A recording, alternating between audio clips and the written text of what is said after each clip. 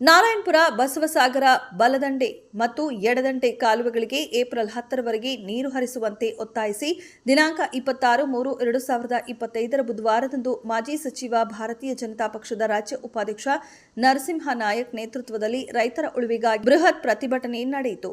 ಬೆಳಗ್ಗೆ 10 ಗಂಟೆಗೆ ಯಾದಗಿರಿ ಜಿಲ್ಲೆಯ ಹುಣಸಗಿ ಪಟ್ಟಣದಿಂದ ನಾರಾಯಣಪುರ ಬಸವಸಾಗರ ಜಲಾಶಯದವರೆಗೆ ನೂರಾರು ರೈತರೊಂದಿಗೆ ಬೃಹತ್ ಟ್ರ್ಯಾಕ್ಟರ್ ರ್ಯಾಲಿ ಕಾರ್ಯಕ್ರಮವನ್ನು ಉದ್ದೇಶಿಸಿ ಮಾಜಿ ಸಚಿವ ಹಾಗೂ ಬಿಜೆಪಿ ಪಕ್ಷದ ರಾಜ್ಯ ಉಪಾಧ್ಯಕ್ಷ ನರಸಿಂಹ ನಾಯಕ್ ಕಾಂಗ್ರೆಸ್ ಸರ್ಕಾರದ ವಿರುದ್ಧ ತೀವ್ರ ವಾಗ್ದಾಳಿಯನ್ನ ಮಾಡಿದರು. ಈ ಸಂದರ್ಭದಲ್ಲಿ ಬಿಜೆಪಿ ಪಕ್ಷದ ಹಿರಿಯ ಮುಖಂಡರು ಹಾಗೂ ಎಡದಂಡೆ ಬಲದಂಡೆ ಕಾಲುವೆಗಳ ಸಾವಿರಾರು ರೈತ ಮುಖಂಡರು, ವಿವಿಧ ಸಂಘಟನೆಗಳ ಪದಾಧಿಕಾರಿಗಳು, ಕಾರ್ಯಕರ್ತರು ಉಪಸ್ಥಿತರಿದ್ದರು. ವರದಿ ವೆಂಕಟೇಶ್ ಯಾದವ್.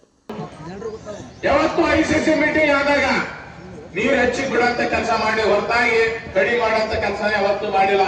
ಕುಮಾರಣ್ಣ ಮುಖ್ಯಮಂತ್ರಿ ಇದ್ದಂತ ಸಂದರ್ಭದಲ್ಲಿನೂ ನೀರು ಸರಿಯಾಗಿ ಬಿಡುವಂತ ಕೆಲಸ ಮಾಡಿದ್ದೇವೆ. ಯಡಿಯೂರಪ್ಪ ಸಾಹೇಬರು ಮುಖ್ಯಮಂತ್ರಿ ಇದ್ದಂತ ಸಂದರ್ಭದಲ್ಲಿ ಯಾವುದು ICC ಮೀಟಿಂಗ್ ಮಾಡಲಾರ್ದೇ ನೀರು ಬಿಡಿಸಂತ ಕೆಲಸ ನಾವು ನಿಮ್ಮೆಲ್ಲರೂ ಆಶೀರ್ವಾದ ಮಾಡಿದ್ದೇವೆ. ಗೋವಿಂದ ಕಾರಜೋಳ ಸರ್ ಮನೆಗೆ ಒಬ್ಬರೇ ಹೋಗಿ ಕುಂತು ಫೈಲ್ ಮೇಲೆ ಸೈನ್ ಮಾಡಿಸ್ಕೊಂಡ್ ಬಂದು ನಿಮ್ಗೆ ನೀರು ಬಿಡಿಸಂತ ಕೆಲಸ ಮಾಡಿದ್ದೇವೆ. ಅದು ಇವತ್ತು ಹೇಳ್ತಾರೆ ಏನಪ್ಪಾ